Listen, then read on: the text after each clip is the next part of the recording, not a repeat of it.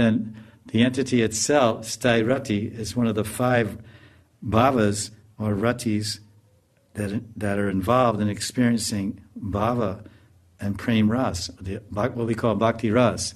The bliss and joy of bhakti in its fullest measure is attainable and tasteable and experienceable at the level of prema bhakti.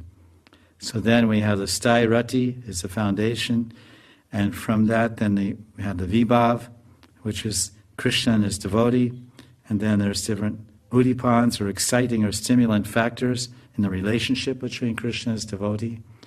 That stimulates his sthai rati. If he's a friend, it stimulates his friendship. If he's a lover, it stimulates her love. If she's a mother, father, it stimulates their parental feelings. That's the udipan.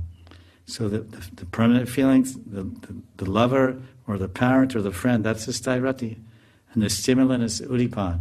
Krishna's flute, Krishna's painting, Krishna's darshan, Krishna's voice, Krishna's letter, anything connected with Krishna. Even the environment of Vrindavan is udipan. The full moon, the chirping of the parrots, the cuckoos, the spring season.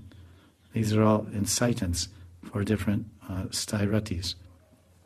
And then feelings arise from the heart of Krishna and his beloved, cowherd boy or gopi girlfriend or mother.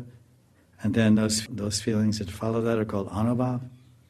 Then those anubhavs those feelings may start to express themselves externally. There's the internal and external anubhavas.